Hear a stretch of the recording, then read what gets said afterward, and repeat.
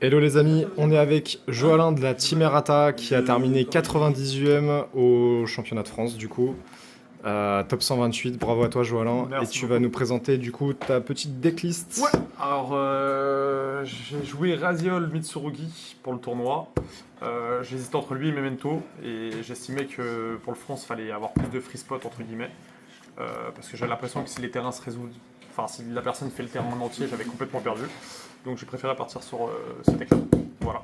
Ça marche, tu nous présentes tout ça? Ouais, alors pour les Raziel, les starters, la brique et l'autre brique. Je vais mettre les starters aussi. Je joue que 2 Seven Tachyon, je voulais en jouer 3. En gros, mon objectif, ça je pense que pour le France, on aurait pu pratiquement cut ces deux-là. En gros, étoile qui me permet d'accéder au terrain et le terrain. Parce que j'estimais que Nibiru allait pas être trop présent. Et ça reste une des briques, mais qui reste quand même vachement cool. Je vais m'entraîner. J'ai pas eu assez de temps pour m'entraîner à jouer sans. Mais en gros, les starters, c'est ceux-là, pour être précis. Ensuite, il y a ces trois-là. En gros, mon raisonnement, c'était je voulais essayer d'en avoir 2 mains de départ différents. Ça me permettait en fait d'avoir accès vite au terrain. Et en gros, si je rajoutais la 3ème Seven Tachyon, j'étais à 33% de chance d'en avoir 2 mains de départ. Sauf que par rapport au end trap que je voulais mettre, j'ai décidé de la mettre à 2 et la consistance ça allait quand même malgré tout parce qu'avec les Mitsurugi on peut faire le bridge. On peut accéder aux 2 engines. Donc j'ai décidé de partir là-dessus. Mais je pense que on aurait pu cut ces deux-là accessoirement, je pense, parce que Nibiru était quand même beaucoup moins présent dans le format. Voilà, c'est les meilleures cartes. X, c'est le boss, hein, ça permet de vraiment passer des portes de fou. On voit Aggregator, c'est vraiment super fort. J'ai Tachyon un peu chiant, c'est pour ça que j'allais toujours la meilleure normal summon du deck, c'est vraiment celle-là. J'allais toujours pour jouer autour de Droll, comme il était beaucoup présent dans le format, vraiment essayer d'avoir int tout le temps, aller chercher int la part du temps, quand on est go in first en tout cas. J'ai gagné qu'un seul dé, aussi accessoirement, 2 dés, pardon, 2 dés sur les 12 rounds. Donc le deck se débrouille très bien go second. Après c'est dans tes habitudes ça. Ouais, c'est ça, ouais. Je joue un deck comme Taipan, mais ça va, ça pêche bien. Pour les Mitsurugi, l'engine de base, c'est vraiment l'engine là.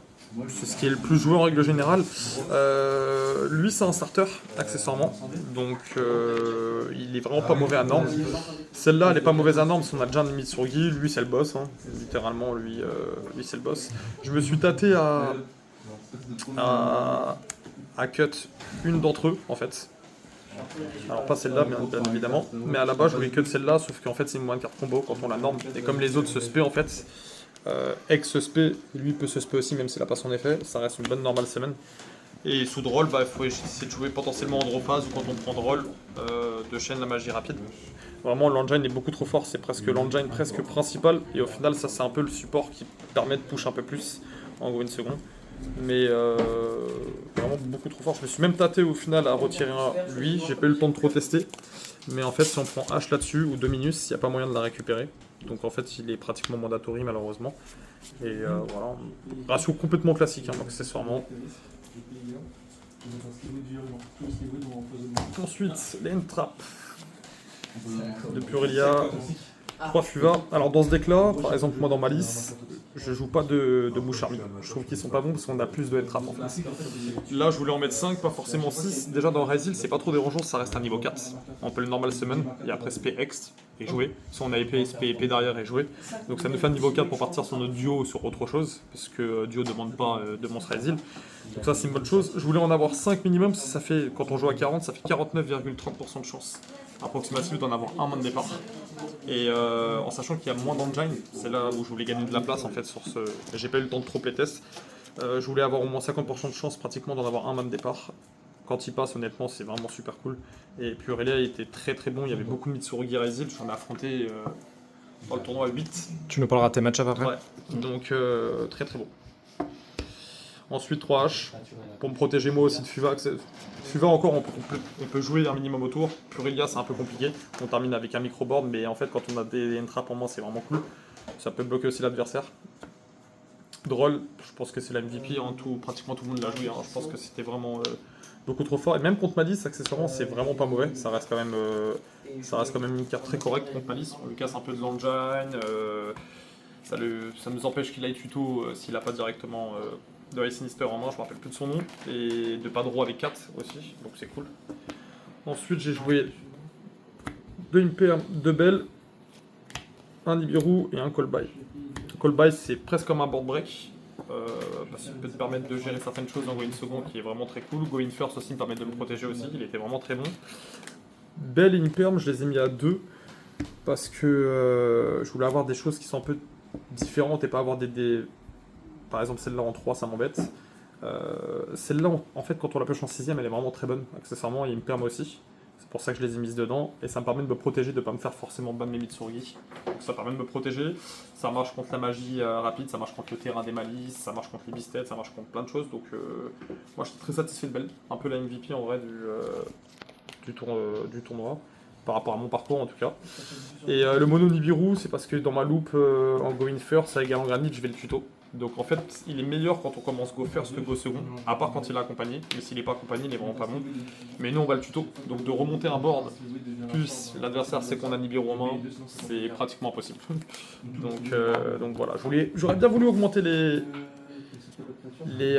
entraps. C'est pour ça que je joue les Moucharmi en fait, pour essayer. En fait, je veux affronter des boards qui sont accessoirement, je vais pas la mettre dedans, mais je voulais affronter des boards qui me permettent qui soient moitié faits entre guillemets. Donc ça m'a plutôt assez bien réussi.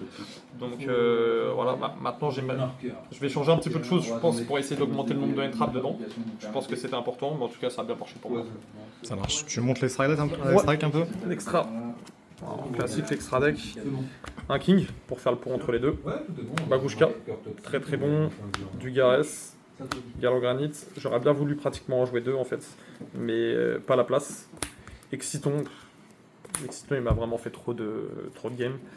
Dragon à tornade, hyper cool quand il termine avec un micro-board en fait. À l'ancienne ça. Ouais, un petit peu ouais. Avec étoile en fait c'est hyper cool parce que c'est pour ça que je joue Galant Granit, il suffit de détacher qu'un seul et il lui reste un matos et étoile on peut le spend de notre main. Donc souvent en fait si la personne n'a pas double imperm, on est obligé d'avoir le terrain, c'est obligatoire.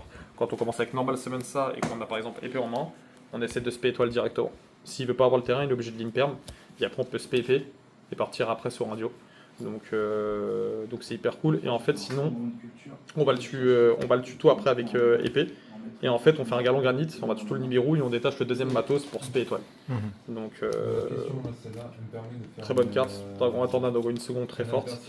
Le boss, ça a envoyé avec X. Vraiment, ça m'a permis de. Quelqu'un de la Guadeloupe qui a ouvert une boutique, j'ai pris son numéro, je pense qu'il verra la vidéo.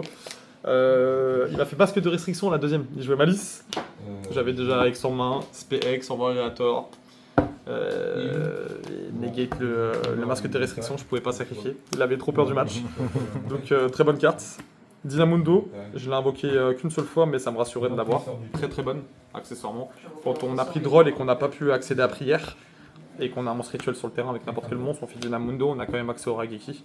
Et ça permet de gérer aussi le Bagushka.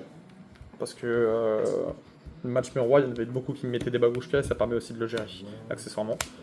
Lui, je l'ai pas invoqué une seule fois. Je l'avais plutôt testé. Le truc, c'est qu'au fait, au France, on prend trop d'entraps en fait. On n'arrive jamais en fait que. On finit avec un micro-board en règle générale, mais voilà, je l'ai pas invoqué une seule fois, donc il va peut-être partir. Mais ça reste une très bonne carte. Double Eclipse. Moi, je joue double Eclipse quand même dans ce deck-là, parce que j'en vois tout le temps avec X quand je suis Going First Eclipse. J'en vois jamais mon duo, j'en joue 2 accessoirement. Je pense qu'il va passer à 1. J'ai jamais eu l'occasion d'invoquer le deuxième. En plus de ça, c'est un feu, donc il est très rarement ban, même s'il y a des Didicro dans le format. Mais j'en vois toujours Eclipse en fait, parce qu'avec étoile on a tout le temps accès au terrain pratiquement en fait. Donc, voilà.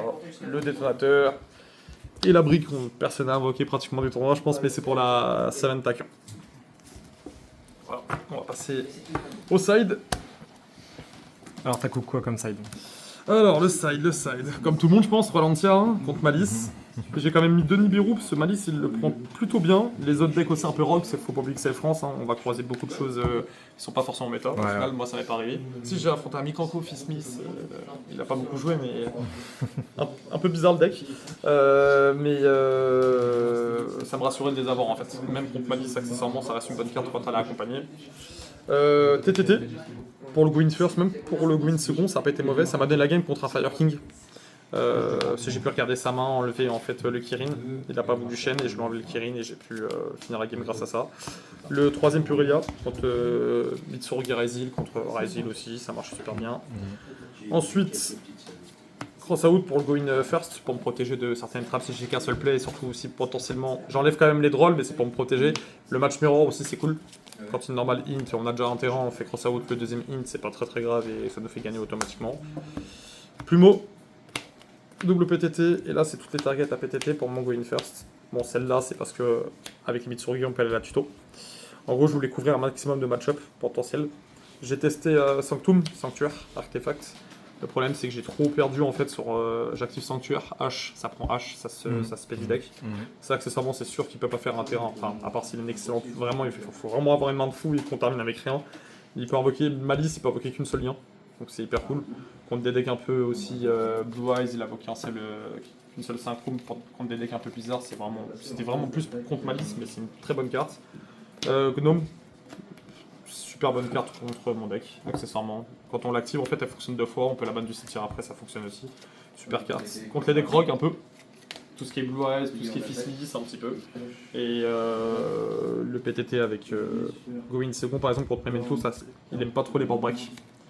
On active Bonfire, Réseau, il fait son monstre à 5000. Il peut aller tuto, il réinvoque son monstre. On active PTT, il joue pas H le deck normalement. PTT va chercher Plumeau, première action, Plumeau après derrière. Et Terminion clean tout le board.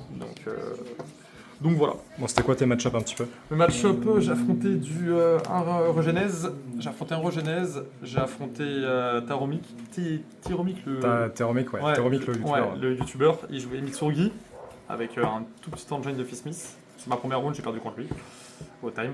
Et après, j'ai affronté que 2 Malice et full Raizil pratiquement avec un Fire King et un Labyrinth sur ma round 12.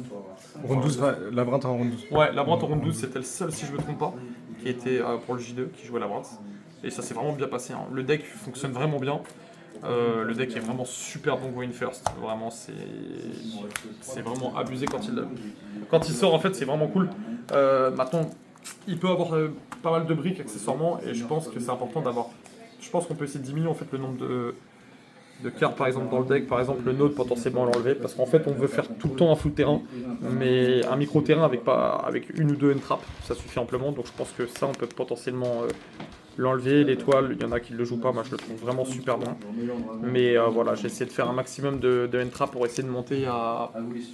Je me rappelle plus, j'avais fait les calculs, mais en gros j'ai pratiquement 50% de chance d'en avoir 2 mains de départ. Donc en sachant que si elle passe pas, si les Fuva passent pas et les Puria passent pas, c'est un petit peu chiant, mais au moins j'ai mangé une hache là-dessus. Mais j'estime que quand on a un deck avec en dessous de 18-20 entrap, je pense qu'ils sont vraiment très cool, surtout pour le France. Donc, t'as des remerciements à faire un petit peu? Ouais, je remercie ma team, la team Errata. Je remercie la boutique Crow, là on tourne la vidéo, c'est notre sponsor. Donc allez voir sur YouTube, essayez d'aller voir la boutique aussi. Super bonne boutique, avec un niveau plutôt correct en plus. Donc, ça y est, cool. on commence. Ouais, ça commence un peu à monter. Et voilà, je remercie encore la team. Hein. Je me suis beaucoup entraîné avec eux. Je me suis mis enfin un délai de 10 ans de jeu. Combien de joueurs de la Errata du coup en top? 3 5. 5. On était 5. 5, on était à l'entrée 13 ou 14 à l'entrée. Et 5 J2. Aucun peut continuer à une game à chaque fois. Ouais. Donc c'est dommage, mais ça reste quand même voilà, 92e, je suis assez content. C'était mon deuxième France, donc c'est plutôt cool. Voilà. Félicitations Jolin et Merci félicitations à la team Errata, bien joué. Merci. On À se plus tard les retrouve à gars, bientôt. profitez Ciao, bien. Ciao.